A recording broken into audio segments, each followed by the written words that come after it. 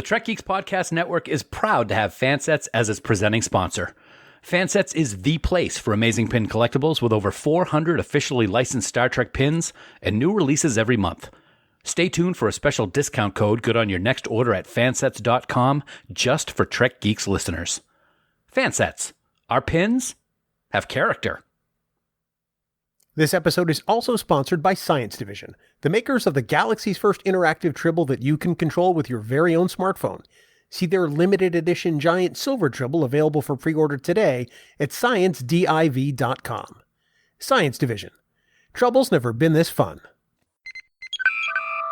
Hi, this is Nana Visitor, Major Kira Nerys from Deep Space Nine, and you are listening to the biggest little show this side of the Gamma Quadrant, the Trek Geeks Podcast with Bill Smith and Dan Davidson.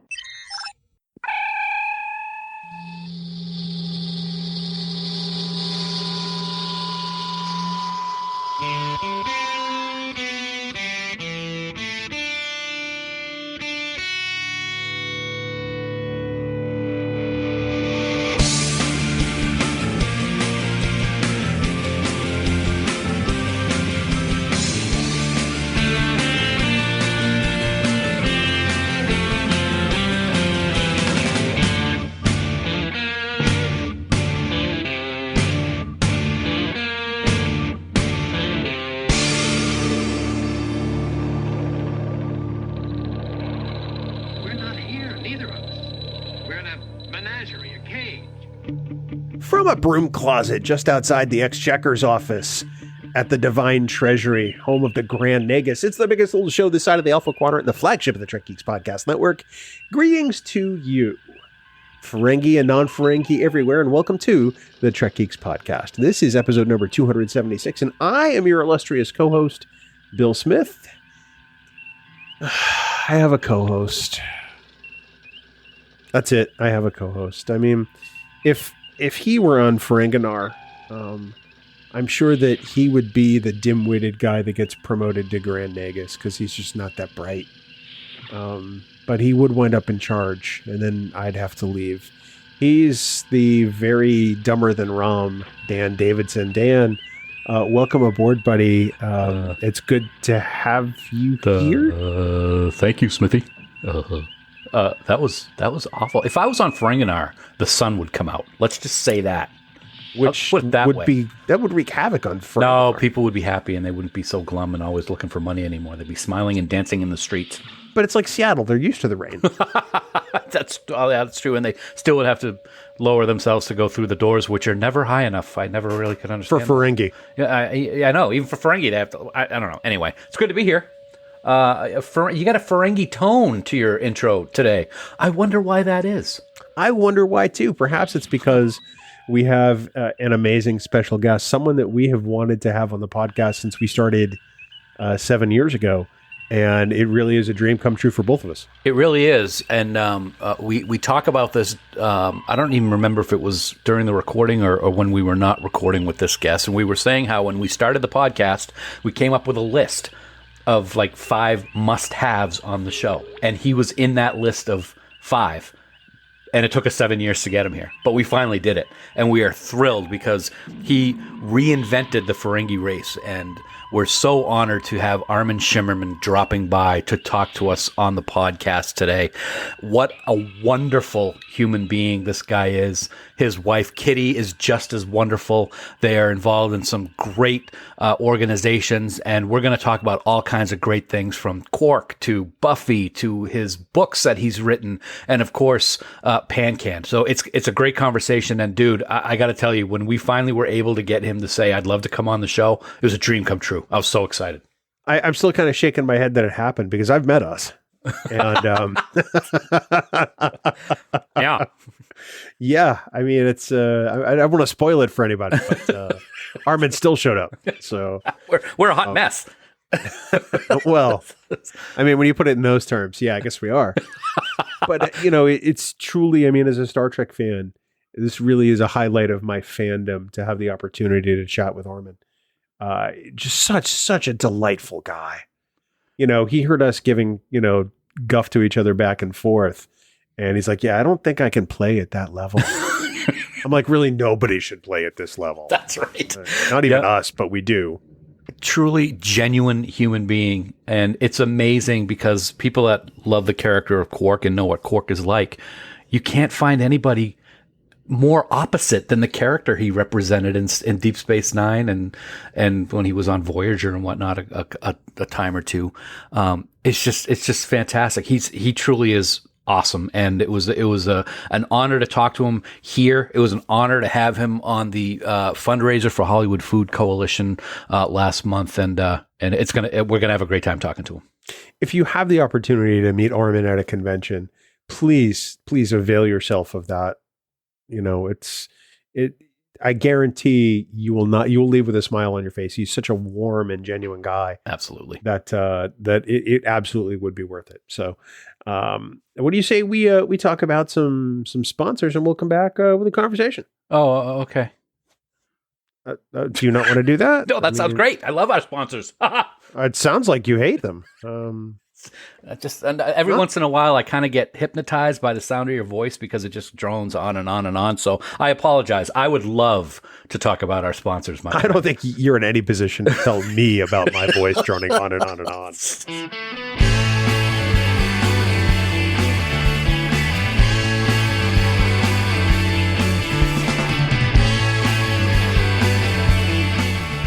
Dan, it's our favorite time of the show, other than when we hear my mellifluous tones, of course. And yeah, I changed the copy on the fly because I'm like that. I call it Crazy Ivan. And that's the time we get to talk about our dear friends at Fansets and what wonderful releases they have in store for all Star Trek fans. Yeah, absolutely. I got to say, you and Fansets. That is, could it be, I don't know, the best of both worlds? See what I did there? I hosed you. Jerk. Anyway, it's a new month, and that means new pins to add to your ever-growing collection. Right now, over at fansets.com, the newest releases for February are all about Discovery, as you can order Season 4 Captain Burnham, as well as the devilishly evil Osira right now. I knew I was going to screw that up. I don't know why I use that word. And later this month, it'll be all about Lower Decks and, well, Tom Paris, as you can add the Lower Decks Tom Paris plate and the Lower Decks version of Tom Paris to your Lower Decks Fansets pin collection. Lower Decks, man. Lower Decks. Lower Decks. So wait a second. They're making a pin of the Lower Decks plate of Tom Paris? That is amazing. It is. It's a pin. It's not a plate-sized pin. Yeah. It's a pin. A little pin. But yes, the plate is a pin, which is awesome. And then, of course, they did it with Riker and Troy. You now can have a Lower Decks version of Tom Paris, and it looks pretty awesome. This is awesome. So get yourselves on over to fansets.com, grab a bunch of those pins and maybe some accessories, maybe a gift card or two. And at checkout, be sure to enter this week's special discount code word, LOBES. That's LOBES in all capital letters for 10% off your entire order. This offer will be good until February 23rd, 2022 at 11:59 p.m. Eastern Time. Plus, do not forget that when you spend more than $30 on fansets.com, you will automatically get free shipping inside the United States. Fansets. Our pins have character.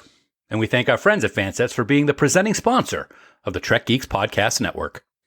Hey, Bill. You know, Valentine's Day is coming up quick, and love is definitely in the air. What better gift for the one you love than the galaxy's first interactive Tribble from Science Division? Right now at sciencediv.com, they're offering special Valentine's Day packaging. Just select it from the drop-down menu when you add a Tribble to your cart, and that furry little monster will come wrapped in colorful tissue paper and arrive with a free pixel art pin. And the best part, this special packaging can totally be combined with other offers. Yeah, like this one. If you order a Tribble of any size at sciencediv.com before February 14th at 11:59 p.m. Eastern Time, use code 7 to get a special $10 off just for Trek Geeks listeners. And you'll get that $10 off, not because Science Division is awesome, because they are, but you'll get it because... Oh, no. Wait for it. Yes. Please, no. Tribbles are not dangerous, Bill. Yeah. Welcome back. Yeah. Oh, and by the way, that's code SEVEN in all capital letters. That'll get you $10 off. I didn't put that in the copy, so I should probably say it. Yeah, because Science Division. Trouble's never been this fun, and we thank our friends at Science Division for sponsoring this week's episode. Hi, Dr. Phil Phlox, also known as John Billingsley, speaking.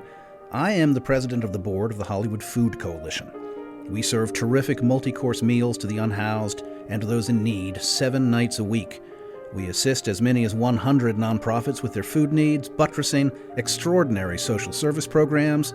We work with community partners to address issues of food insecurity here in SoCal. We do lots of other great stuff, but how much time do we have? If you're in LA, come and volunteer with us at hofoco.org/volunteer, and any Federation credits you can spare go a long way.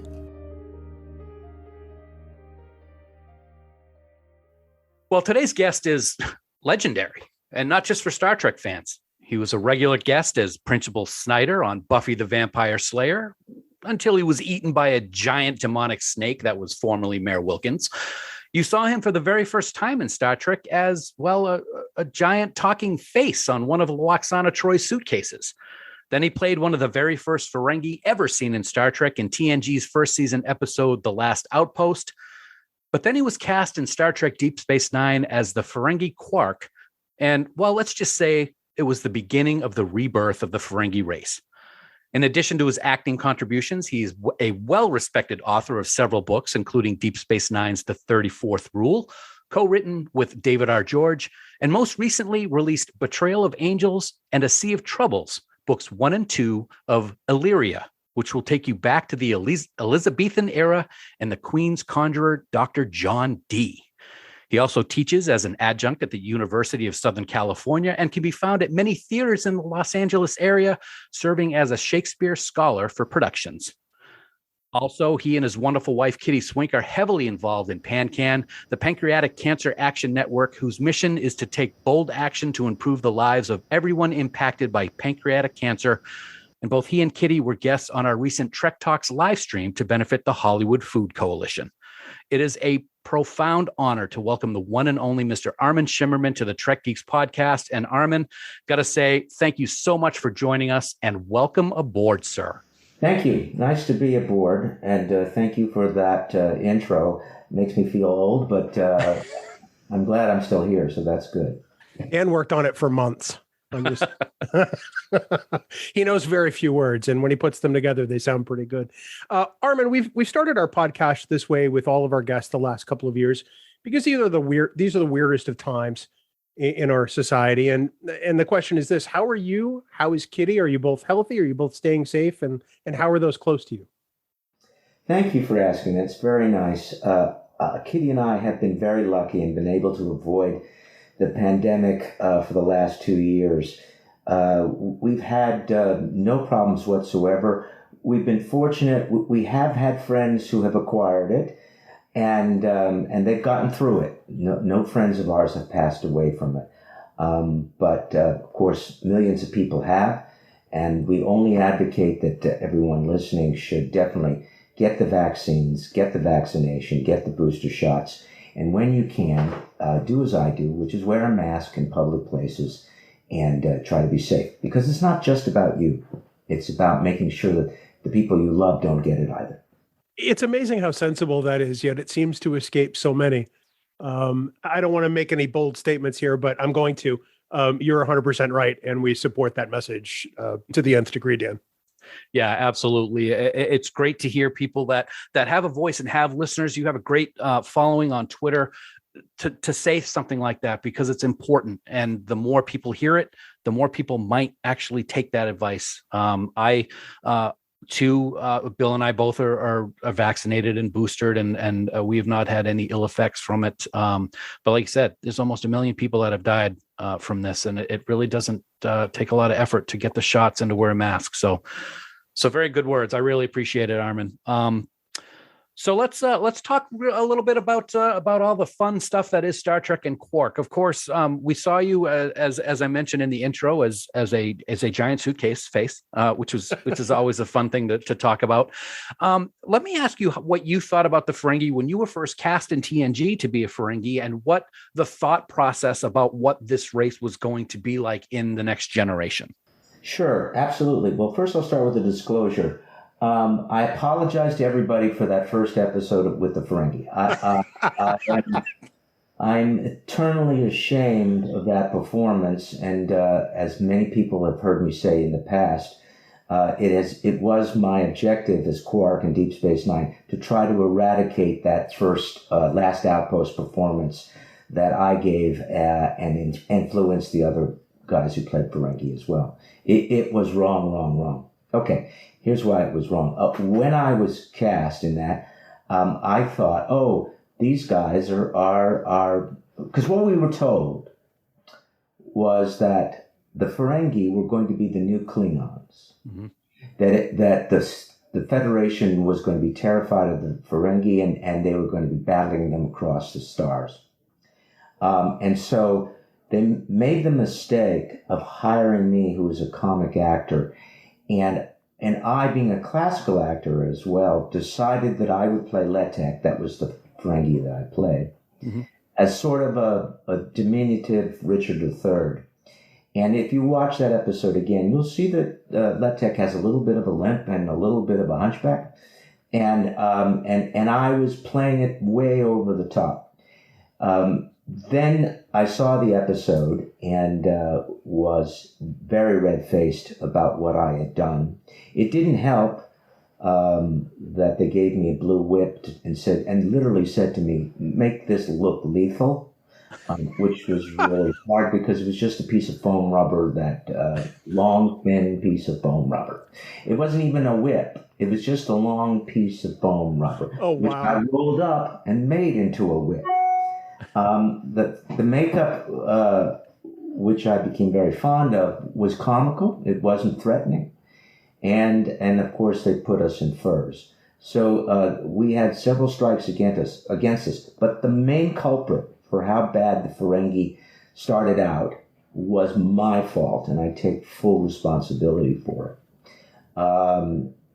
And so Quark was always an attempt to eradicate that, to give those what I started with, which was a one-dimensional character, that was my performance, and try to make it into a three-dimensional character, which, thanks to the writers, thanks to the designers, thanks to the directors, and thanks to myself, we were able to do. That's very interesting, because I know that a lot of people from time to time had talked about how the Ferengi weren't that threat that everybody initially thought they were going to be, and you're talking about how you were taking responsibility for that, which is interesting. But at the same time, as I said, you kind of had the rebirth of the Ferengi race with the character of Quark. Did you, in addition to the writers and the storytelling and the directing, did you have a lot of input as Quark as how you wanted the Ferengi race to evolve on Deep Space Nine and become as respectable an alien race as it did become after the 7 seasons? Yes and no. And before we go any further, I also want to add to the people, to myself, who legitimized the Ferengi race. We must also add Max Grodenchik and Aaron Eisenberg. Oh, absolutely. Yes. Who were equally interested in making them three-dimensional characters. They were as much a part of that upbringing, of raising the caliber of the Ferengi as I was. So, you asked me, did I have any input? Yes and no. I didn't speak to the writers or the creators and say, I like this, this, and this. That I did not do.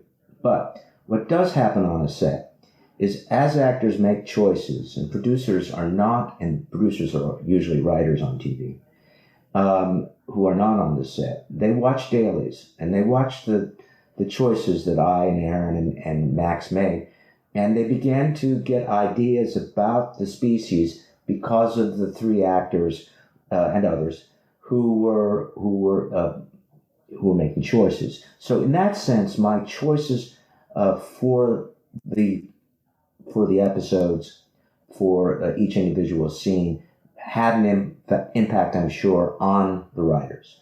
So in that way, I influenced the writing. But unlike Next Generation, the Deep Space Nine actors that I know of, we had very little input into the writing of the shows. Next Generation had actually quite a bit of input, but we did not. And I think that was specifically because the Next Generation actors did have input, that the writers and the producers didn't want to have that sorrows again of having all the actors tell them what to do. So they purposely stayed away from us for the first 3 years of our shoot. We never saw a writer-producer on the stage ever. Oh, wow. It's funny because I actually am one of those people who really kind of likes The Last Outpost. I mean, You need to have your head examined. That's true in so many ways, man. Armin. It's not untrue at all. But I think the thing I like about it is that the Ferengi are so different. I mean, you take a lot of heat, for that decision, on your own. But honestly, I actually kind of like that portrayal of the Ferengi compared to some of the other ones later in TNG, where they seem to be kind of bumbling nitwits, like an entire race of bumbling nitwits. And I think that when Deep Space Nine came around and like you said, started to legitimize them, and to me, Quark was always kind of the Tom Selleck of Ferengi. That's nice. Thank you. I like that. To me, it went a long way to giving this alien race something to be interested in. And that's really, for me, it started in The Last Outpost and then didn't happen again until Deep Space Nine. All the Ferengi episodes in between to me are kind of eh. Well, all those episodes in between I wasn't in, so that's probably Max was in one, though. He was in the holiday. That's right. There is one other one that I did do. And I was trying my hardest to legitimize the Ferengi in that episode. But thank you for that. We did our best. And it is flattering and rewarding to hear over the years that people began to like the Ferengi. I've heard it so many times. Oh, I hated the Ferengi when they first came on. So, Bill, you're one of the few people that like the Ferengi. But I've heard that over and over, and I understand that. They were bumbling, and that's not ever what they were supposed to be. Right. But again, I opened the door to that. So it's gratifying to know that we proved ourselves to an audience. I hope the three of us and the others did for the Ferengi as Michael Dorn did for the Klingons. And Michael was incredible that way. I definitely think that's the case, Armin. Yeah. Of course, Max and Aaron. Of course, I'm going to get into Aaron in just a moment, but the three of you, Quark and Rom as brother and Nog as the nephew, had a very strong family dynamic on the show. Yes. The three of us. Go ahead. I was going to say, were the three of you really close as actors during the shooting of the episodes? Yes, we were, and so that shows up on the screen as well. Yes. We were very close. I think because when we started, we were still laughingstocks, and a lot of the people not on camera and off camera. And because we had this funny looking makeup as well, and because we were short, they treated us as less than equal. Mm. And so we bonded together because we were all in that makeup together. We were all of the same height. Aaron, perhaps a little shorter, but it's like anyone. It was like a ghetto mentality. We were working with these upstanding characters and actors, and we were the laughingstocks, and so we bonded a great deal together, and found a way to legitimize the species that we were playing. I really loved the family dynamic that I mentioned with the three of your characters. Of course, Quark was a little overbearing on his brother, but seemed to do it out of love. And of course, he wanted what's best for Nog. I have always said that I love the fact that Rom, for all of the goofiness that he had and brilliantly portrayed by Max, I absolutely love the character, becomes the Grand Nagus. And of course, Bill and I have said for a long time that Nog had probably the greatest full character arc of anyone on Deep Space Nine. And I think that's a tribute to those storylines for the Ferengi. And it's interesting that you thought that, at the beginning that they kind of, look down about the Ferengi characters a little bit. But let's talk about for a minute about Aaron, since he's been talked about for a couple of times. Of course, it was a shock to all of us, and I'm sure it was a shock to you.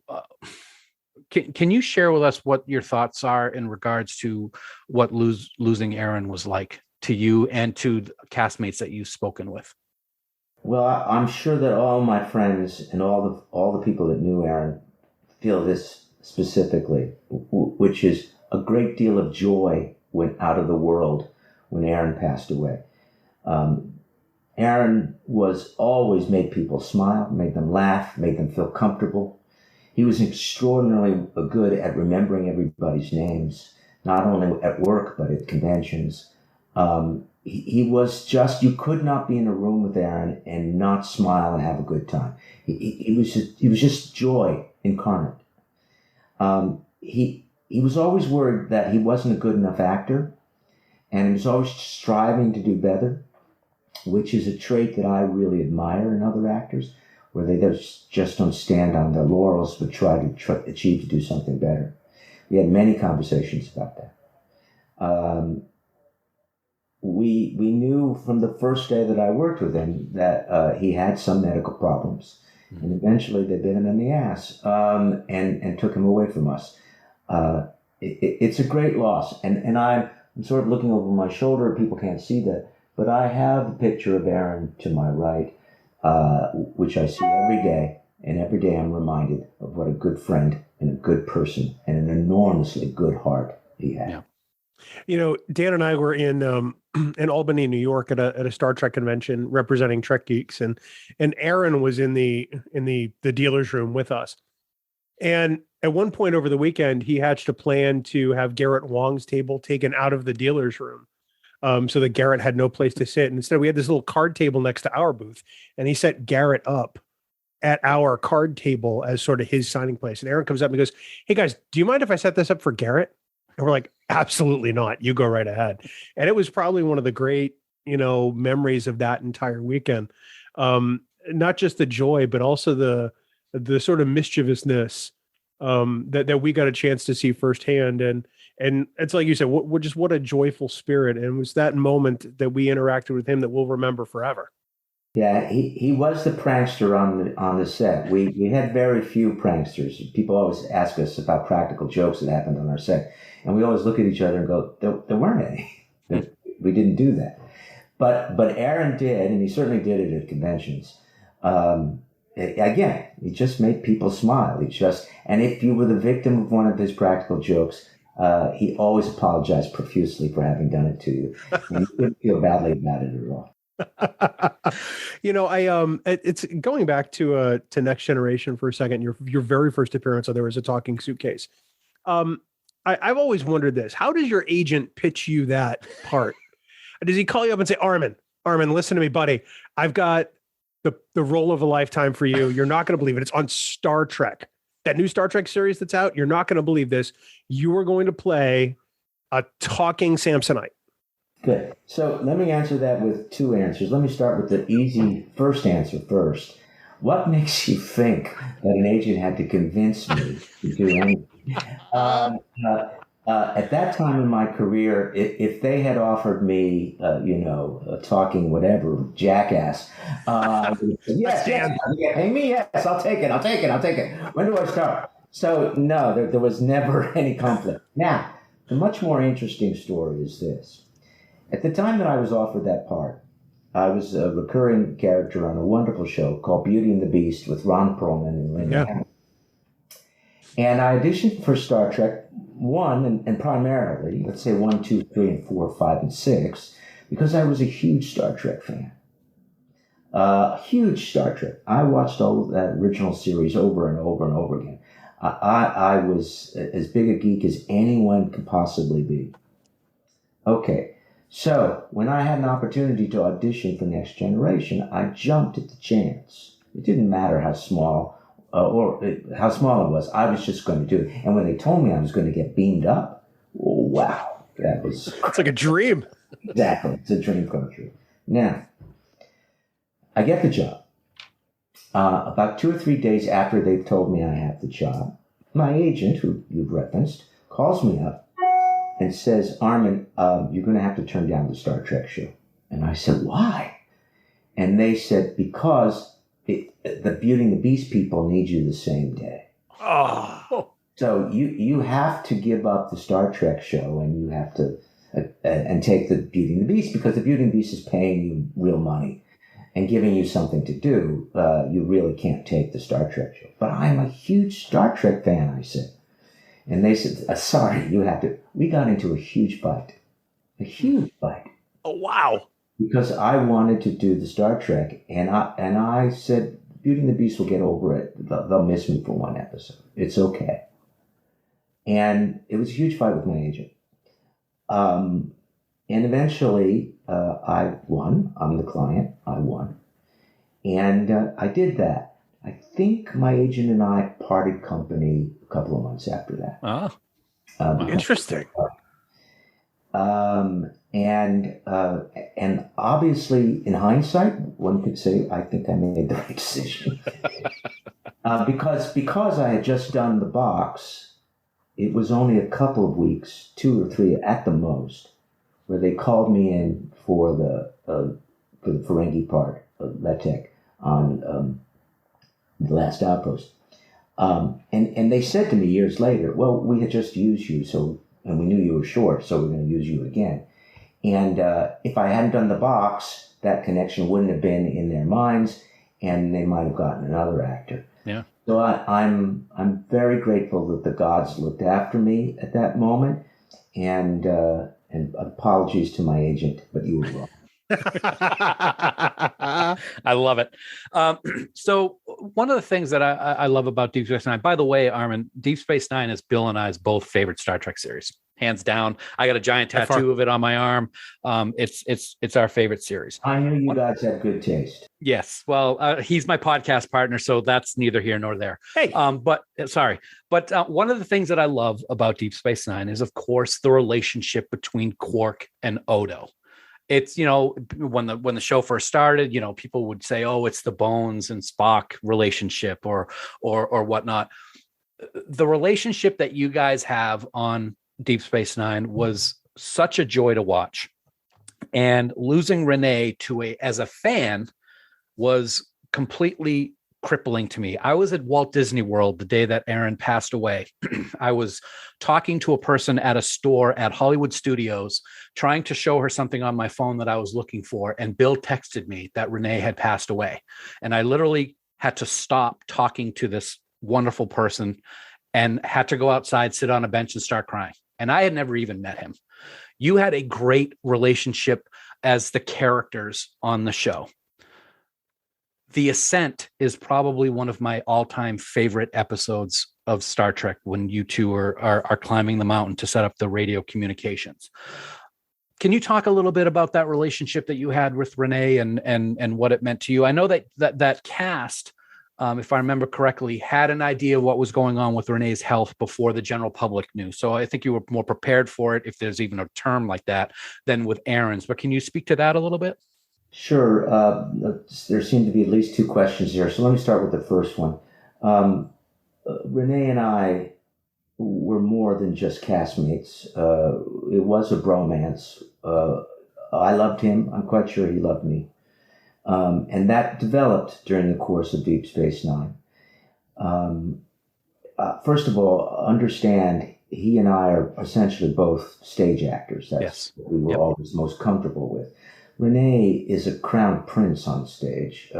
When you say the name Auberginois to people who work in the theater, they bow down. It's Renee's reputation as a stage actor is still phenomenal.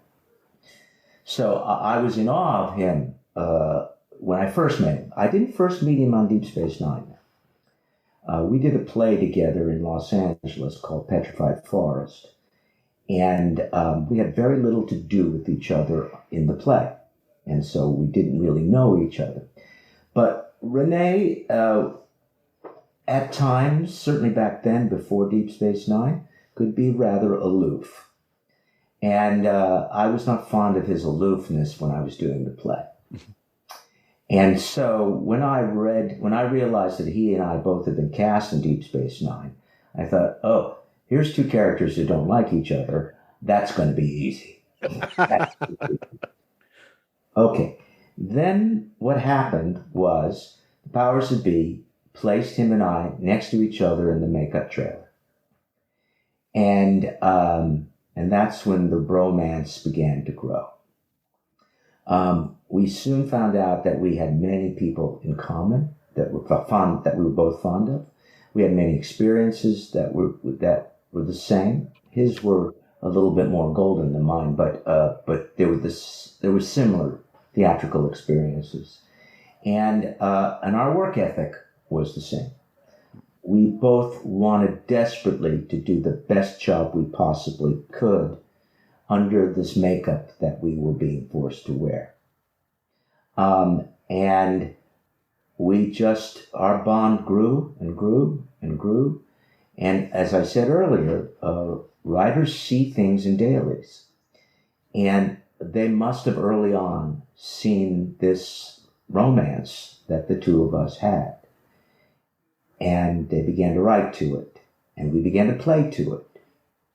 And as our friendship blossomed, it blossomed both off camera and on camera.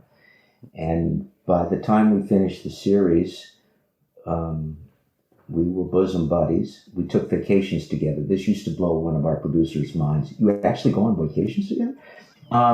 We did. We spent a lot of time going to each other's houses. I'm happy to say that last night I had dinner with his widow, Judith. We had a great time. I watched his children grow up. They're both successful actors as well.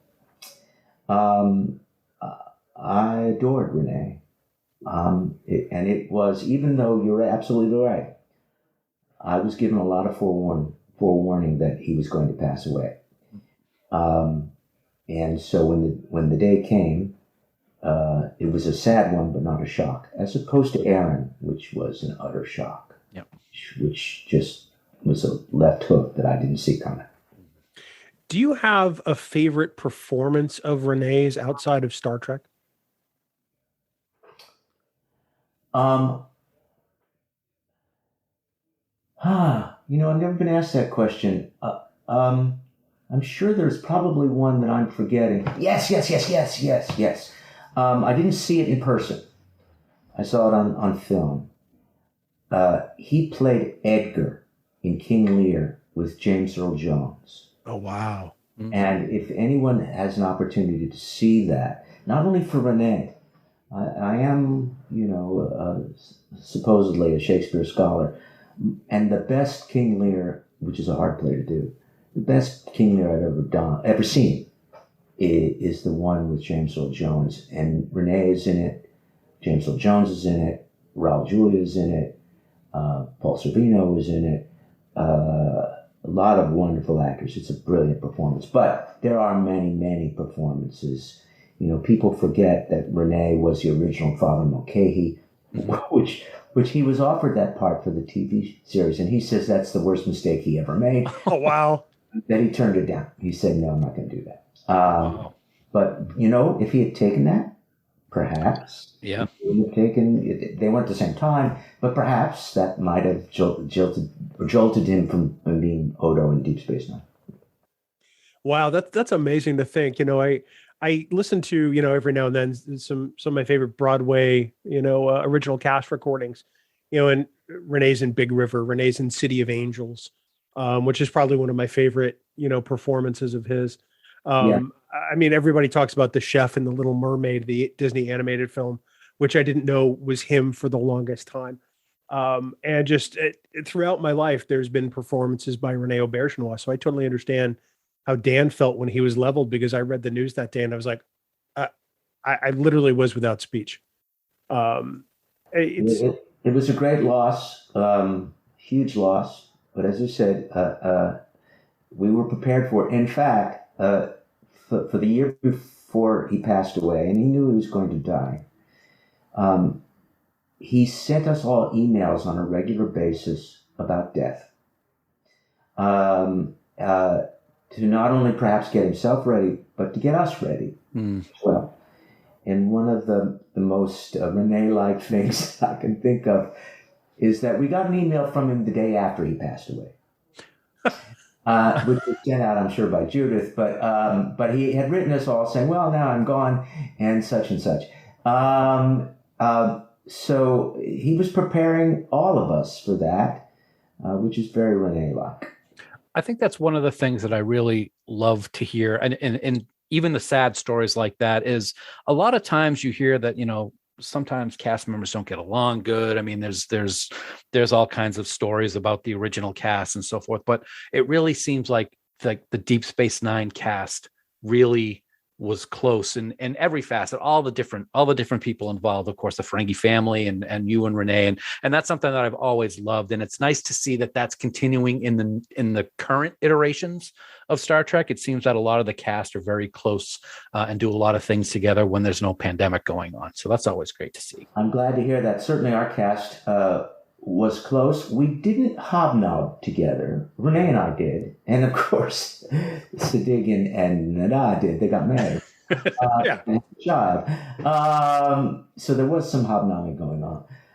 But we didn't, like the Next Generation, unlike the Next Generation, we didn't go out for drinks afterwards. We didn't party together that much. Mm-hmm. When asked about that, I think the reason is we were an older cast, by and large. I mean, there were young people, of course, but by and large, we were older, and therefore we had families to go back to when our work was done. Yep. And so we didn't spend a lot of time. I must say, for the most part, there are wonderful reunions at conventions when we all get together. Mm-hmm.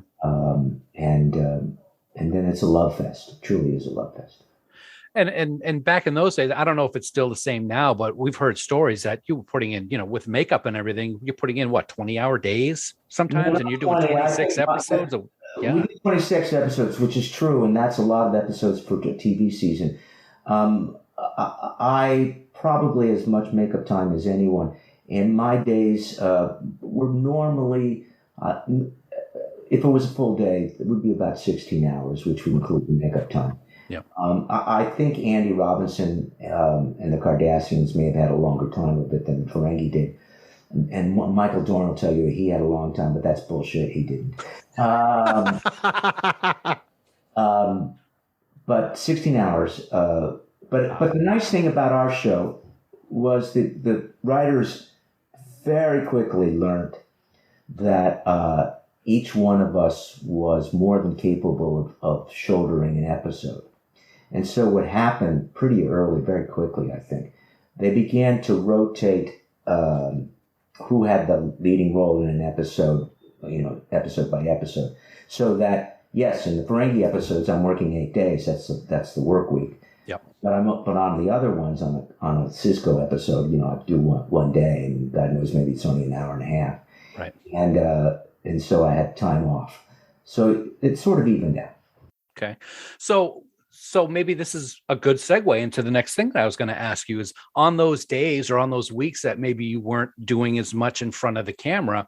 You were doing Buffy, yes. Is that also where you started getting the idea of starting writing, where the 34th rule came about, and then what you've been doing since then with your writings? Sure. Thank you for that segue. Yes. It wasn't so much that I had the time off to write, but rather there are long waits between takes, between setups, between scenes sometimes. And so after a while, I got bored with watching TV, and I was sitting in my trailer with really nothing to do, and I began to just write. I was fortunate. My whole life is about being in the right place at the right time. And at a convention, I don't remember where, I happened to be sitting next to a publisher, and he asked me if I would be willing to take part in writing a novel with another writer. And I always wanted to be a writer. If I hadn't been an actor, I probably would have been a teacher. And if I hadn't been an actor and a teacher, I probably would have been a writer. But he asked me, I said yes. And I began to, we worked out a timeline for the novel, and I began to write for the novel. So it wasn't on my days off, actually. It was in my days waiting for my work to show up that I began to write in my trailer. And then it sort of took over, and I began to write whenever I had time. So again, on my days off, I began to do that. But it started working in my trailer. I actually just purchased the 34th Rule today, right before we came upstairs to record. And it must be interesting to be able to write a novel about the character that you played for so many years, because you've got some pretty insightful, ideas probably going in your head. Yes, two things about that novel. First of all, its original concept was not to be a novel. It was an episode we pitched to Deep Space Nine for them to pick up and write and film eventually. Mm-hmm. For whatever reason, they decided not to do that. Despondently, as the three of us who pitched the episode walked out of the offices, knowing full well they hadn't picked it up, two of us, Brian George and I, decided maybe he was already writing novels, and we decided that we wouldn't write it into a novel. So we did do that, and we hashed out the timeline. We hashed out what we wanted to say. We hashed out what the story would be about. And here's where I sort of shatter some of your illusions. But David, and I don't think I've ever admitted this publicly before, but David wrote every word of that novel. Oh, okay. So, yes, I had input into the character. Yes, I had input into what the plot was going to be, but not a word of it is mine. And it's my name on the book. And it's Bill Shatner's name on his books too. So and that happens. I mean, that seems to be a common practice. If memory serves, and I don't want to say that I remember this off the top of my head, but I believe the 34th rule is war is good for business. Yes, I think so. This 34th rule: war is good for business. Yes, absolutely. Good for you. Good for you, Bill. Right up there, the old steel trap. Good. Yeah, what's the other one? I'll always suck up to the boss. Yeah, okay, that's the other one. A little brunt there for you. I must say, Max Kudenchik knows them all by heart. He always he knows all of them, and he can tell you the numbers and all kinds. Oh my gosh, that's nuts. Don't ask him about baseball stats. Oh my god. So you just released a couple of books, and if those I wrote. Yes, that you did write, and correct me, I believe that it's a trilogy. So books 1 and 2 are out now. And tell us a little bit about Illyria. I've never read books that take place during this time frame, and pull me in, man. Tell me why I want to read this, because I'm interested. Have you ever seen a Shakespearean play? In high school. You saw. I think. Do you remember which one it was? I want to say Macbeth. Macbeth. Okay, that makes sense. I think it's Macbeth. the shortest of Shakespeare's plays. Why not? Yeah. So I am a Shakespeare scholar. Twelfth Night, one of Shakespeare's plays, takes place on an island called Illyria. Okay. So that's where the title for the books are. Going back between, actually, 34th Rule was after, but before the 34th Rule, I did write. This is what I was writing in my trailer, a trilogy called The Merchant Prince, mm-hmm. which deals with a man named John Dee, who was a very interesting character in Elizabethan times. But what the publisher wanted, this is the publisher that sat next to me when I was at the convention. Yeah. He really wanted a character that was based on Quark. And so, although John Dee is the name of the character, the characteristics were all Quark-like. Oh. And as I wrote those novels, I felt that I was betraying, and I did more and more research into who this man was, this John Dee, Dr. John Dee, who was a mystic and did a lot of incredibly wonderful and phenomenal things.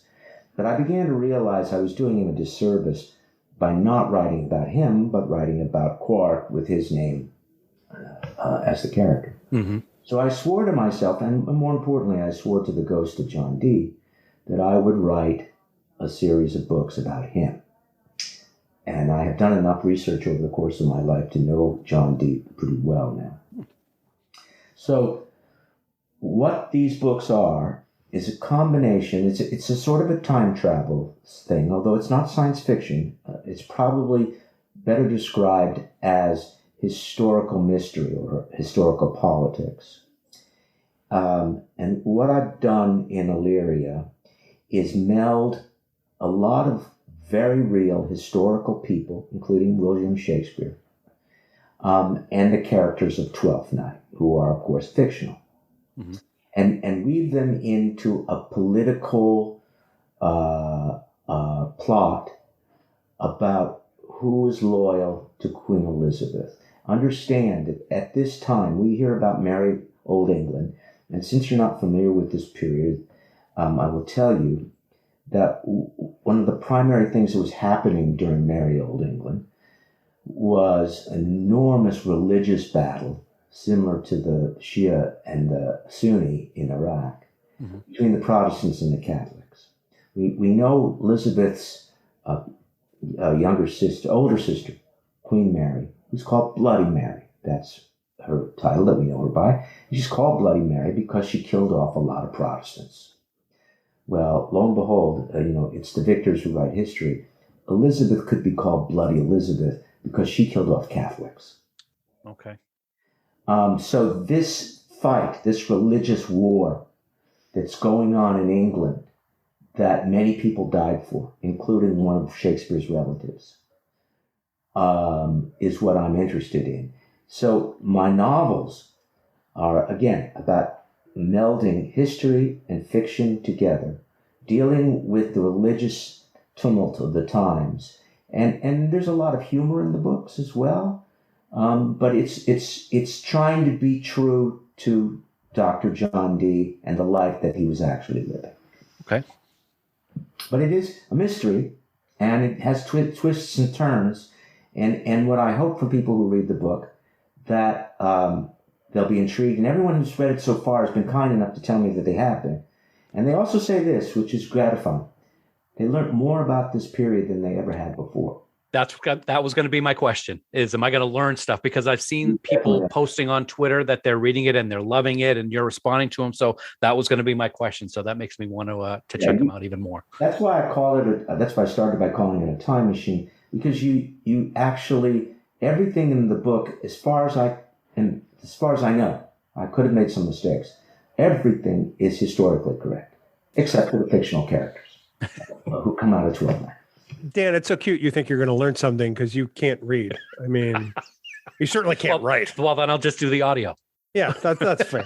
I have an audio version of the book. I didn't do it. I'm not very good at that sort of thing. But Ramon Diacampo was a good friend and an award winner for doing this. Mm-hmm. He had tons of awards for doing books on tape. So if you don't want to read it and you want to listen to Ramon, who is phenomenal, he makes my book sound better than it is, and it's already good. I recommend Ramon's audio to you. So there, Bill. I prefer to consume audiobooks now in my 50s, because I find that if I read things, I don't retain them nearly as well as if I listen to them. And Ramon does a great job. So for people who are interested, you can certainly buy it in Amazon.com. I think the better deal, though, is to go directly to my publisher, which is Jumpmaster Press. So www.jumpmasterpress.com, where they have lots of writers. And if you look for my book or just put my name in, you'll get Illyria. The first one is The Betrayal of Angels, and the second one is The Sea of Troubles. And the third one I'm writing right now. I was writing it this afternoon. Oh, there you go. Excellent. We'll be sure to put a link to that in the show notes so that people can access it more easily. So I'm looking forward to checking that out myself, because I don't, although I've seen more Shakespeare than Dan, I absolutely am not nearly as familiar with the era. So I've made a career out of doing Shakespeare. So did Renee. Yep. And so that was one of the things that bound us together, our swapping of stories about Shakespearean productions and actors that we've worked with. So, Armin, one of the things that we were incredibly grateful for as Trek Geeks, producing the Trek Talks live stream to benefit the Hollywood Food Coalition, was the participation from you and your wonderful wife, Kitty Swink, in our Trectivism panel to talk about the Pancreatic Cancer Network, PanCAN. It was through that panel that I actually learned quite a bit more about PanCAN. How did you guys become involved with now what is being referred to as the Trek Against Pancreatic Cancer? Right. Well, it started off badly. At 50, my wife was diagnosed with pancreatic cancer, and it came as a shock. The diagnosis came in less than 24 hours from her first symptoms, and those two words, pancreatic cancer, puts the shock up your spine. And luckily for us, she had a phenomenal surgeon, a phenomenal oncologist, and like myself, turned out to be enormously lucky. When Kitty was diagnosed 18 years ago, the survival rate was 4%. Last year, the survival rate was 10%. And thanks to the efforts of PanCAN, it is now 11%. Now, that 1% doesn't seem like much, but if you look at it a different way, it's a 10% improvement. Mm-hmm. You go from 10 to 11, that's 1 out of 10 is 10%. Yeah. That's not fooling with the numbers. That's a huge percentage. So, Kitty, of course, being a survivor, was often asked to speak at PanCAN events. And she often went with a lady who became, it's ironic because, the lady is Charlotte Ray. I hope people remember her from Facts of Life. Absolutely. Mm-hmm. Yep. And Charlotte was recommended to Kitty, that Kitty could be, this is the way we put it, will be the rabbi for Charlotte, that she would get her through the crisis. So Charlotte was often the main speaker, but Kitty was there as well. And when Charlotte passed away in her 90s, the PanCAN people came to Kitty and asked, would she be a primary speaker? Because what's great about Kitty, besides her speaking ability, which is really quite marvelous, much better than mine, is that her story is about hope. Her story is, I survived, you can too. It isn't a death sentence per se. The odds are bad, but people do survive. And the procedure that Kitty had is called a Whipple. And as far as I know, the Whipple is the primary way of saving someone who has pancreatic cancer. It's a massive piece of surgery. And during the course of Kitty's procedure 18 years ago, it was touch and go. We were getting reports that she's not doing well, she's doing better. Oh, she's not doing well, she's doing better. And eventually, we lucked out. And it is luck. I mean, we had great surgeons and a medical team, but in Kitty's case, it was luck. And so Kitty's raison d'etre for doing these things is to give people hope and to say, we can get through this, and you need to keep that hope, because it's not just hope, it's about the people you keep around you. Kitty always says that her friends made it possible for her to survive. And so we want to give back to as many people as we can, because we were lucky enough to survive this. She was. And we want to make people have hope and survive. I think it's fantastic that you're doing something. The passion that John and Dave have for Hollywood Food Coalition is one thing. Seeing the passion that you and Kitty have, and especially with Kitty being a survivor, with PanCAN, was extremely moving to Bill and I, watching what was taking place a couple of weeks ago. Of course, Jonathan Frakes is also involved in this with you. He lost his brother to pancreatic cancer. He lost his brother, and his brother went very, very quickly, because unfortunately, when you're diagnosed with pancreatic cancer, it's usually in the late stages of cancer. Yep. Symptoms don't show up until the very end, and so you don't even know you're sick, even though it's eating away at you. Mm-hmm. So Jonathan's brother went rather quickly, and as the story that Jonathan told and tells often, is that after his brother died, Jonathan's mother, and Jonathan were bound even closer because she was always asking after Kitty, and Jonathan was telling his mother, "Oh, my friend Kitty's doing fine," and that made Jonathan's mother feel better. Oh, that's good. Yeah, I actually lost my father-in-law to pancreatic cancer. The anniversary of his death will be 3 years this Valentine's Day. So it holds a very special place for me too, Armin. And seeing you and Kitty talk about this and reading about it, especially after the Trek Against Pancreatic Cancer came out last year, I'm very happy to say, and you may know this because I saw Kitty tweet about it yesterday. Bill and I joined your team yesterday. As Trek Geeks, and Bill and I each made a $200 contribution today to PanCAN because we feel that it needs to be done. I did it in the memory of my father-in-law, Doug. I'm very proud to do it, and I'm very proud to also be involved with this with you. I'm hoping that when I talk to Frakes next time, if he's ever going to be on the East Coast again for a significant amount of time, that possibly we can conjure up something to do to raise money for PanCAN. So maybe we'll be able to do something in the Boston area or Portland, Maine, or something like that. But that is something that I do want to work on, so that as part of your team now, we can help bring more awareness to this and also bring in more money for the organization. Thank you, Dan. Thank you from the bottom of my heart. Thank you. Not only do I thank you for Kitty and I and Jonathan and John Billingsley too, who lost his mother to pancreatic cancer. Yeah. But for all the people that you're helping to save, PanCAN is a huge organization that has branches all over the country. I don't know if they have them outside of the country, but they do in this country. And in April, we'll have something called Purple Stride, where every city will have a march for pancreatic cancer.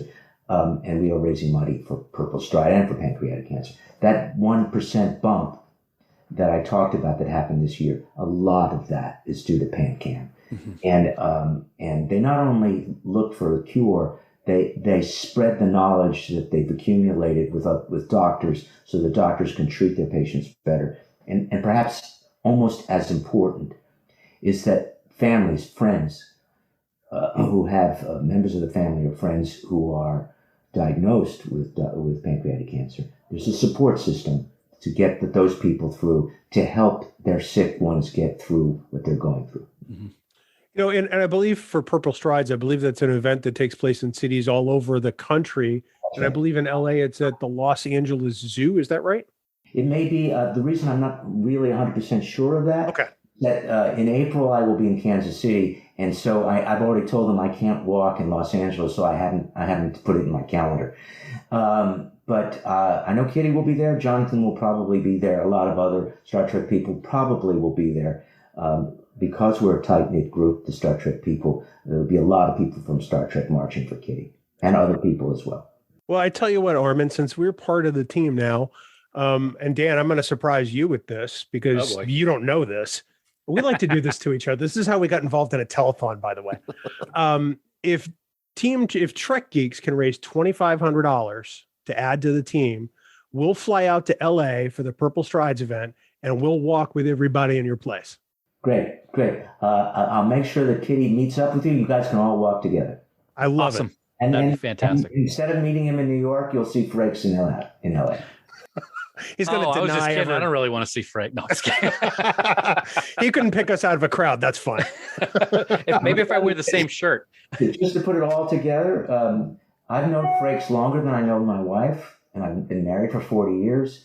Frakes and I were in a small theater group together in 1977, and we've known each other a very long time. And in fact, Jonathan was the last person to convince me to take the part of Quark. Now, really? I went to Jonathan and said, I'm not really sure I can deal with this makeup for as long as I have to deal with it. And he spent about a half an hour convincing me to do it. It wasn't until later on I found out what a good friend he was with Rick Berman, and that obviously he was helping his friend Rick get who he wanted. But Frakes was the last person to convince me to take the part. That actually takes me on a tangent before Dan wraps it up. So obviously, then I know Jonathan has directed several episodes of Deep Space Nine. I know the Next Generation cast talks about him as a director's director and how they love working with him. I would imagine that the same would be true for you to have the ability to work with your longtime friend. Yeah. Jonathan, we were talking about Aaron earlier about the joy that he brought to a set. One of the great fortes of Jonathan Frakes' direction, besides being enormously knowledgeable, he makes it look very easy. But what he does, he brings joy to the set. Everyone is laughing all day long. That doesn't happen on TV shows. And Jonathan is aware of everybody, aware of what their work is, pushes them to their full potential, and makes them laugh at the same time. He is a great, great director, and his pictures and his attitude towards shooting is wonderful. We call him 2 takes Frakes because he gets it in 2 takes, and if it isn't perfect, fine, we'll fix it in post. As opposed to some directors who will do 25, 30, 40 takes, and that gets to be a little tired on a long day. I can imagine. Well, it's funny, Armin, because as I've said before, watching what took place during the event, the Trek Talks event, watching the passion that people like you and Kitty and Billingsley have, and watching those videos, it makes Bill and I feel that it's our obligation and our duty to use these microphones for good, to talk about the future that Gene envisioned for everybody. And so we are honored to be part of PanCAN and Hollywood Food Coalition, and we look forward to whatever that may bring us in the future.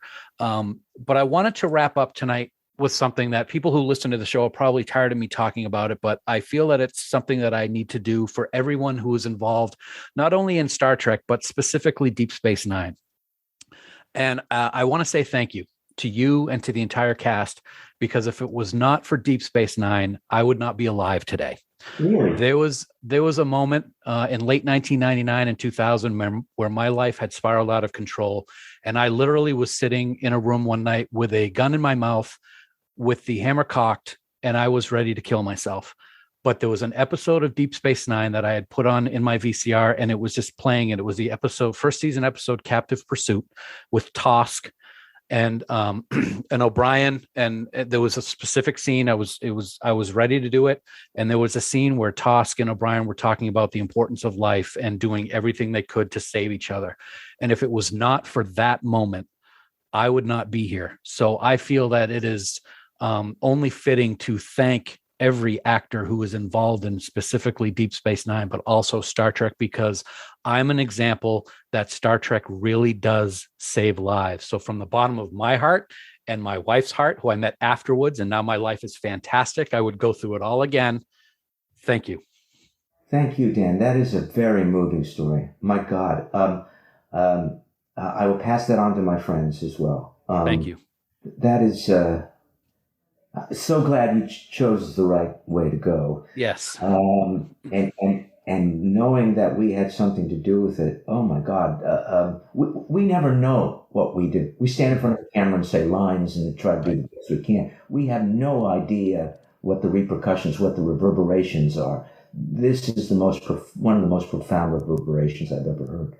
Thank you. I was able to come full circle a few years ago, because I was able to meet Colm at the anniversary convention in Vegas, and I almost missed it because my plane was running late. But some friends who were already in Vegas scrambled to talk to people, so I was able to go backstage and talk to him and thank him. And then the following year, I was actually able to meet Scott McDonald and thank him for his role as Tosk. So it really is an honor talking to people that were responsible for saving my life. And you're one of them, man. I got to say. Thank you. Thank you. I'm so glad you did what you did and didn't do what you should have done. Life is very, very precious. Yes. We've been talking about PanCAN. Mm-hmm. Life is very, very precious. To throw it away, even when it's miserable, is a tragedy. And it's always been difficult to talk about. We did an episode on it a few years back about what happened with me, but as embarrassing as it is, and as something that is still to this day makes me nervous. It's a human condition. We get to a place where life is unbearable. It weighs heavy. You cannot get up in the morning. What's the point of going on? Right. And the thing is, it's not just about you. It's about the people around you. It's about the future people around you, like your wife, who you didn't know. Exactly. It's about making sure that the essence of what you are goes on and helps other people. And now that's what you're doing, both of you.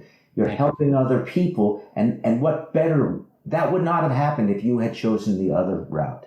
Exactly. One of the things that Bill and I talked about before we decided to do an episode on it was, are you ready for this, Dan? I said, yeah, because if my words can help one person who's feeling the same way that I did, then it'll all be worth it. And we have gotten feedback that has actually happened.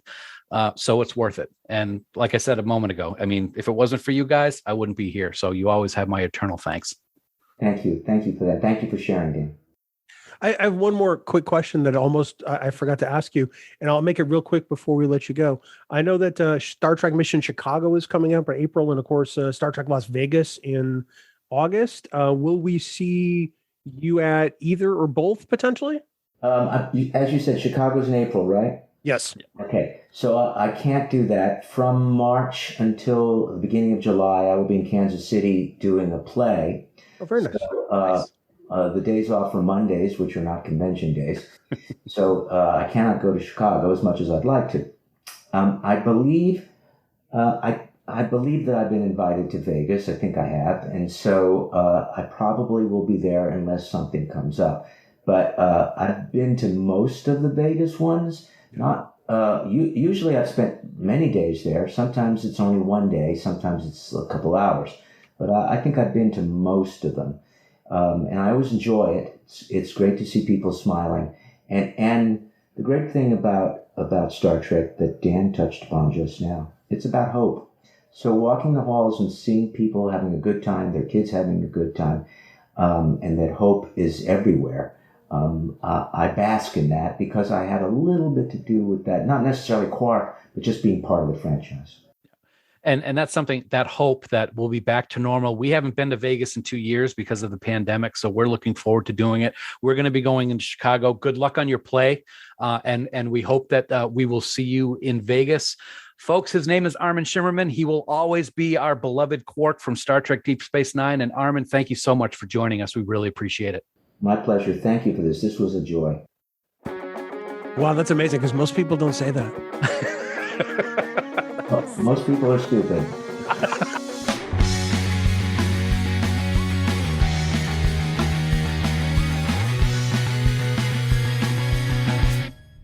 Well, Dan, that conversation, I tell you what, it's going to live with me for a long time. It was such an awesome hour to spend with Armin. I'm so grateful for his time, and we're going to get to talk to him again, hopefully very soon.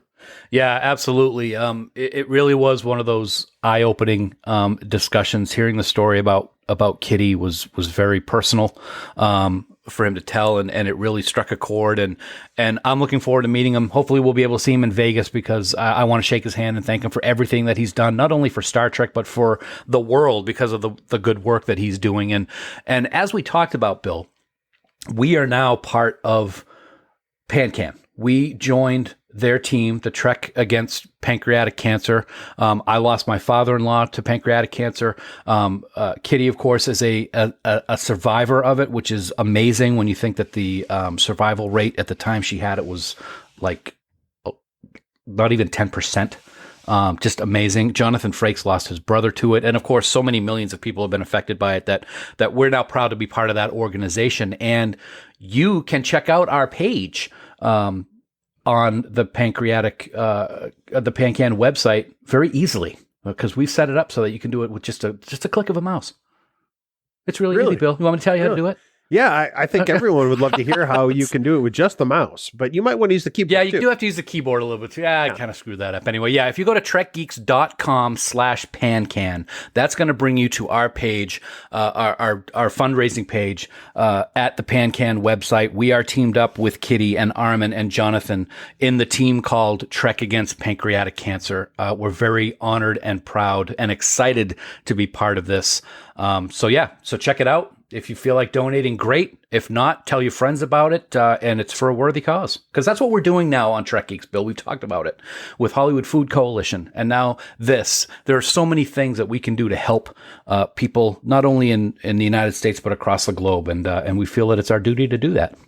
That's trekgeeks.com/PANCAN, and that'll take you right to our donation page on the Pancreatic Cancer Action Network Purple Strides website.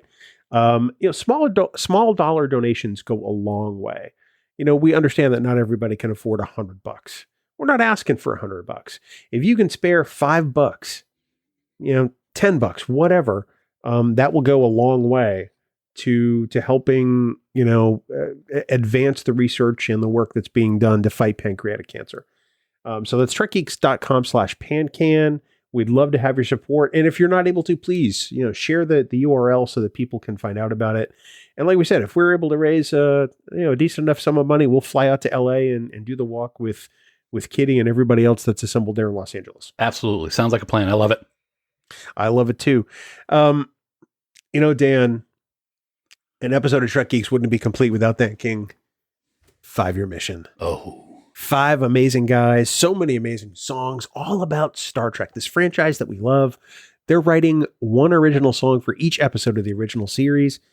And it's like we tell people so often, these are not song parodies. These are new ways to look at these episodes that we've loved for so long. And it really is some amazing work. So we want everyone to head on out to 5yearmission.net, get their CDs, ship those bad boys to your house, become a huge fan of 5YM because we are fans ourselves. And pretty soon you're going to be able to hear a live album from them, which is even cooler. That's absolutely. Who doesn't love live albums? Absolutely fantastic. And as we record this, just yesterday or maybe the day before, time flies when you're having fun. I saw that they were actually recording a new episode for their very own podcast. So you're going to be able to hear them here on the network very soon with their latest episode. They have a podcast? What's it called? Oh, I have no idea. Something like the 5 Year Mission podcast. It's a really brilliantly titled one. You're so close. I don't pay attention. I'm aware. It's only on your network. Podcast. Yeah. Yeah. I threw the in the wrong place, and that's not really even a word, so it doesn't matter. Come on. Your face doesn't matter.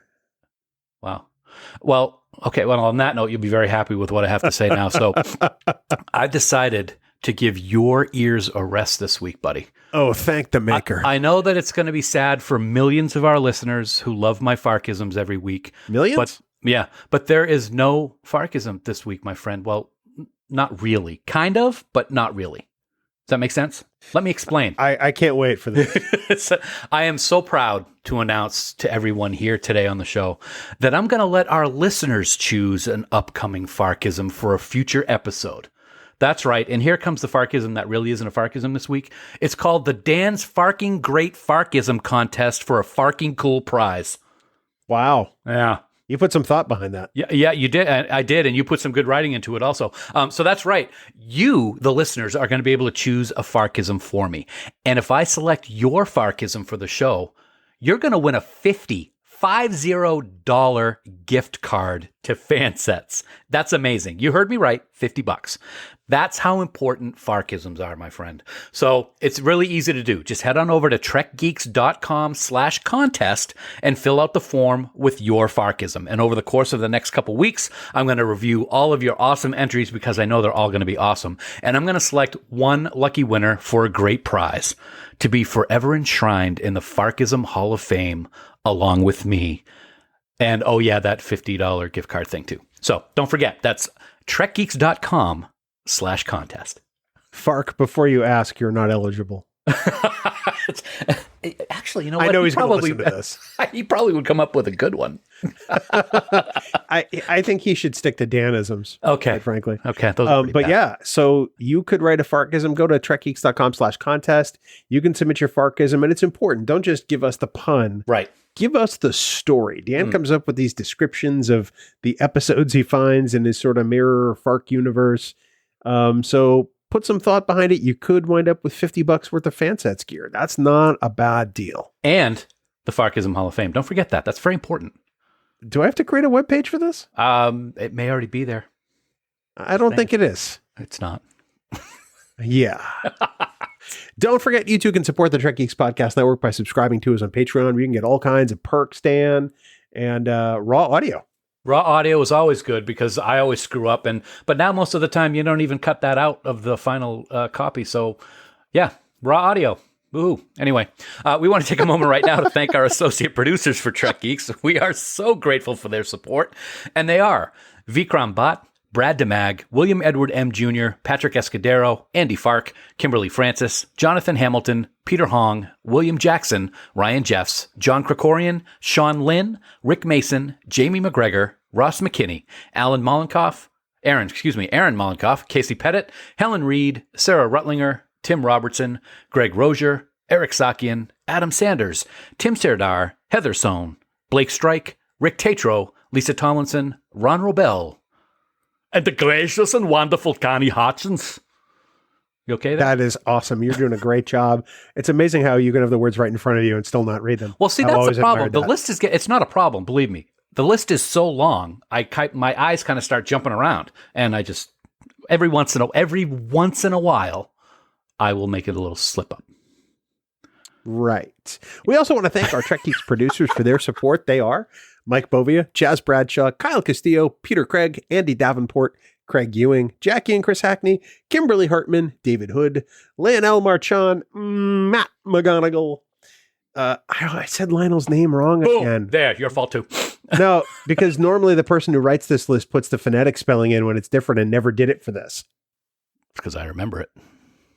It's because you met him. Continue along. Sorry, let me back up. Lionel Marchand, Matt McGonigal, and I know I said Matt's name right, Jim McMahon, Darren Metcalf, Charlie Mulvey, Sean O'Halloran, Jamie Rogers, Casey Shafsky, Jim Stofel, Chris Trabuzio, Ken Tripp, Christina Werther, and the lovely and talented Jazz Vashon. Dan, the senior producer of Trek Geeks, is the terrifically terrific Jude Tatman.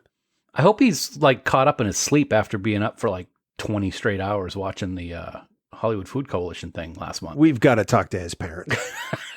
Yeah, what parenting is that, letting your child stay? Well, it's for Trek Geeks, so I guess it's okay. And it was for Hollywood Food Coalition, so that's even better. Yeah, that's true. No, we're just kidding, Kate. We love you. Dan, next time on Trek Geeks in 2 weeks, we're going to have some very special guests to celebrate a very special anniversary. Yeah, very special, my friend. You know, it's hard to believe that these wonderful women joined our network a year ago this very month. And next time we sit down on Trek Geeks, we are proud to welcome the Sci-Fi Sisters to the show to talk about the past year on the network, the awesome things that they've been doing on their show, and their fandom. It's all next time on Trek Geeks, the flagship of the Trek Geeks Podcast Network. Looking forward to that one because they are just so amazing. And it's good to join the mothership with the flagship. It's going to be a great time. Dan, for more great Star Trek discussion, we want everyone to check out the other member podcasts on the network, like the Sci-Fi Sisters. We have so many fantastic shows created by passionate fans who just want to celebrate Star Trek and Gene's vision. You can find all our podcasts in the free Trek Geeks mobile app or get a link to your favorite podcast player by visiting trekgeeks.com/listen. The Trek Geeks Podcast Network. No one, dare I say no one, talks Trek like we do. No one. And of course, for all the news on all the Star Trek CO, please visit our great friends at treknews.net. For now, this has been episode number 276 of the Trek Geeks Podcast. We do hope you all live long and prosper. Coconut. Nobody's going to hear that. Coconut. Music for Trek Geeks is provided by 5 Year Mission. They're writing an original song for each episode of Star Trek. Hear more of their music at 5yearmission.net. Trek Geeks is a production of Coconut Media Works. Executive producers Bill Smith and Dan Davidson. For more great Star Trek discussion, discover the other shows of the Trek Geeks Podcast Network at trekgeeks.com or find us in Apple Podcasts, Spotify, or your favorite podcast app.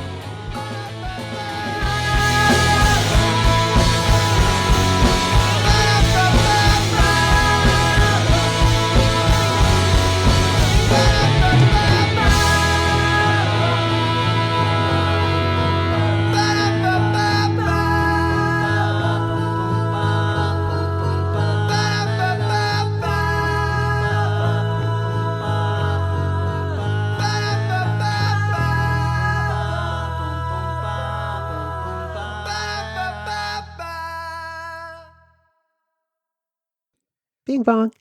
Ooh. Beer can chicken. What's up, buddy? That's all I hear now when I watch You're welcome. when I watch Star Wars. Yes, you're And welcome. I'm sorry, it's not A New Hope. It's not No, Episode Star Wars. 4. It's Star Wars. Yeah, I agree. But now you hear it all. I think it was in Boba Fett one episode this series. I've only seen the first episode of Boba Fett. Okay. So I was not wowed.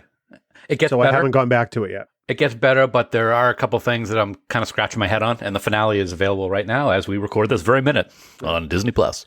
But for all the people who are going to go, but that's the name of the franchise. It's called A New Hope. It was not in May of Not originally. 1977. No. There was no Episode 4. There was no subtitle. The only thing that you saw, it was Star Wars, but then when the scroll came across, it was Episode 4. But that's not what was on the posters. It wasn't until it was in home video. Really? Yep. I thought it was. Okay. That was a long time ago. I can't remember what I did 30 seconds ago, so that makes sense. Nope. All right. Well, good then. Good for you, Mr. Movie Man. Mr. Yeah, Movie and I Man think- of Star Trek. I think even possibly when it hit HBO in 1980 that was added. Yeah. And In Greedo fact, I'm gonna Google shooting this now. first, maybe.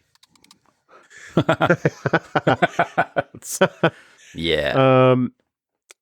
And this is according to StarWars.com. Mm-hmm. So this is the source on this factoid. Okay. In the original May 1977 release of Star Wars, the opening crawl did not feature an episode number or the subtitle A New Hope. Okay. Those would be added with the film's April 10th, 1981 theatrical re-release. Well, there you go. So it was added 4 years later after Empire had already been out. Episode 4, 4 years later. I hate you so much. Wow. Well, that's I didn't see. You're just a cornucopia of trivia. I'm sorry, say that word again. A cornucopia. Cornucopia? Have you always said it that way? I have always said it that way. What's Okay. What's your pronunciation? Cornucopia. Cornucopia. Okay. It could just be a wrong vowel thrown in there. I play Wordle. That's the right vowel. I just think you went for the long version as opposed to Oh. See now I got to check that on dictionary.com to see how it's said. So I'll do that because you were typing. I'm amazed that you even know dictionary.com exists. But I spelled it wrong. Oh no, I didn't. Okay, there it is. Yeah, it's ARY. Just to clarify. Cornucopia. Okay, so it is the small. So I've been saying it wrong for 50 some odd years because I don't think I was saying it when I was 1 or 2. So I'll just go with that. You leave me so many inroads, and sometimes when I just when I take a pass ball, it's Those inroads, they can be tough because it's been a long inroad. your face. Sorry. 7 years. 7 years ago. in this. Oh my God. Just started year 8, and I'm Crazy- wondering why we crazy ever did talk. this. Why we ever did this. And it's not getting any better or worse, whichever way you want to look at it. Oh no, it's getting much worse. Yes, it is. So how's the puppy? She is amazing. That's awesome. It's last time we talked about how Isabella needed us. And for those who may not have heard the outtake on the last episode, if you're not listening to the outtakes, you're really missing some gold. What's wrong with you? I know. What the hell? But last time I mentioned that my wife and I had adopted a 6 or 7 year old pocket pit bull. She's about 40 pounds. She is a bundle of love and energy and light. And we knew that she needed us, but we weren't aware until over the last couple of weeks that we absolutely needed her. There you go. She's the right speed for us right now. Awesome. I'm so happy to hear that, man. Everybody at the vet office, because she had her first vet appointment with our vet today, Mm-hmm. they absolutely adored her. Nice. She is dog aggressive. So unfortunately, there have been things that have happened to her in her life that have led to that aggression. Yeah. We're mitigating that as best we can. Yep. We're used to dealing with that. Yep. Oh, well, we had that with Callie. Callie, we don't put her around other dogs. She can only be around Aria and Lily, pretty much. That's it. So, But Isabella loves humans. Mhm. Like her bum just starts to wiggle, and then her whole body starts I'm wiggling. going to as do a that when I result. meet her. I'm going to start wiggling my bum. Hey. Dude, I've known you for 25 years. That doesn't take much. Okay. Dan is now muted so he can cough to death because he wasn't expecting that. Okay, I'm good. Well, you're tolerable at best. Tolerable, yes, tolerable. Anyway, so I'm in the process of of burning Grimm the entire Blu-ray set. Yes. Video, and we're watching it again. I think I told you this before, but we're taking our time. But we're in it might be my second favorite show ever. Really? It is so awesome. We might start watching it again when we're done watching it. We've already talked about that. Well, I mean, I guess I understand that now because my wife and I are in a continual rewatch of The Office, pretty much, and have been for the last 3 years. Yes. So I understand this. It's just so good. The stories are so well written, and we enjoy it so much. And speaking of The Office, I might be getting Sue to come around a little bit. It may be happening. I'm trying. It's baby steps because you don't want to push her away. But we were flipping through the stations the other night, and we're The Office is on, and it was just the beginning of the episode with the George Foreman grill when Michael burnt his foot. You cooked your foot. And she was laughing a lot, which she normally will not do when the Office is on. She's like usually rolling her eyes because Michael is cringeworthy. So I just think that's fantastic. So slowly, maybe I'll just throw on episode one night and go, hon, come on, let's watch it. What you need to do is start with, well, I mean, Kelly and I live in the world that says there's really not a bad episode of The Office. They're all that good. I think you need to start with one that is probably universally loved, like Fun Run. Okay. Which is the season 4 premiere. All right. I haven't seen that one yet myself. But it does give away some things that happen in character progression. So maybe you don't. Because you're in season 2? I'm either in season 2 or the very beginning of season 3. I forget. Has Karen shown up yet? Is that Jim's girlfriend? Yeah. Yeah. From Stanford. Yes. They've come from Stanford to Scranton. Several. Okay, so you're in your watch. You're in season 3. The injury is actually in season 2. Yeah. Yes. Okay. Yeah. Yeah. It's funny. All I had to Google was what episode does Michael cook his foot, and I got the answer. And so I sent you that yesterday, and you sent me, and now my knee has a protuberance, which is I think it's elbow. Elbow. That's right. It was. Yeah. Yeah. And now my elbow has a protuberance. Oh my God, he is so funny. Who doesn't love the smell of grilling bacon in the morning? You step on a George Foreman. Jeez. I do that probably. Yeah. So anyway, was it open? It had to have been because it had the grill lines. The marks on his foot. The top thing doesn't have the grill lines. Yeah. So it was open too. So yeah. Once you get, I mean, Michael is incompetent, but once you get to the fact that he has a heart of gold and he literally would do anything for those people he works with because he considers them his family. Right. It really makes him a whole lot more tolerable, even as stupid as he is. Oh, but some of the things he does because he's so politically incorrect and of course being in an office environment, we're like, oh my God. But yeah, he's funny. He is funny. Yeah. So, and I'll never get tired of Jim looking at the camera the way he does.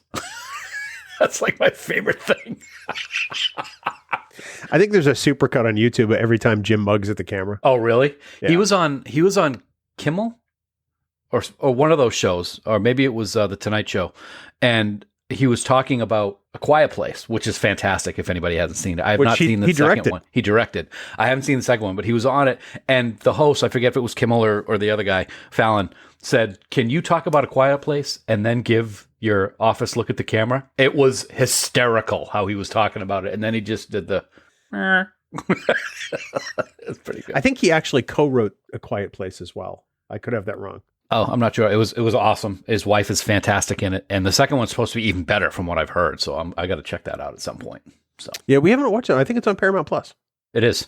It is absolutely. Yeah, so I'll have to check it out. Shameless Paramount Plus plug, even though we're not CBS partners. Not at all. But you know what? There's a lot of good stuff on Paramount Plus right now. So, Anyway, if it was Cinemax, I would say it. If stuff was good on it, but I don't even know if that's still around. Well, there's HBO Max. Yes.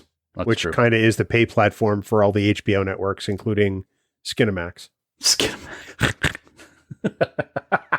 Okay, then. And another topic that just because I just like to say stuff. The William Shatner episode of Big Bang Theory was on last night, and that's quite funny. I don't think I've ever seen it. Shatner's playing D&D with Will Wheaton, Kareem Abdul-Jabbar, the hunky guy from True Blood, who was also in Magic Mike. And Kevin Smith. and it's pretty funny. I'm about to start the season 1 finale of Reacher on Amazon. Oh, okay. People are talking about that's a pretty good show. You know, I had no expectations of the guy who plays Jack Reacher. Yeah. He's the polar opposite of Tom Cruise. I would think so. Tom yes. Cruise is 5'8". This guy is 6'5". Yeah, giant. Yeah. He looks like an action figure. Yeah, he does. Physically, he would make a great Batman. Ah, okay. Yeah, because the freaking whatever the hell is coming out in a couple weeks, I will tell you right now, I will never, ever see that movie. Ever. I'll watch it, but not till it hits like, you know, HBO or something. Nope. You couldn't pay me to watch. I have no interest in it. None. Zero. But he would actually make a pretty good Batman. As Reacher, he's actually pretty entertaining. And what a beast. Oh my God. He could have been the next Jack Bauer. Oh, nice. Can you imagine if they did a version of 24 for streaming? Yeah, that would be, I would love that. That was conceivably more violent. There was rumors that there might be something coming back with 24, but I haven't seen anything in a while. Yeah, same. I think that, I think they will if they can. I hope so. Yeah. Anyway. So you ready to do this? Yeah, why not? You know, it's good to be back in the saddle. I'm not going to sing that because I'm a bad singer, but yeah. 57 days to Mission Chicago as we record this. We'll be there. We hope to see you if you're going. If not, stay safe. We'll hope to see you in Vegas later in August. Yes, sir. Sounds good. Let's do it. All right.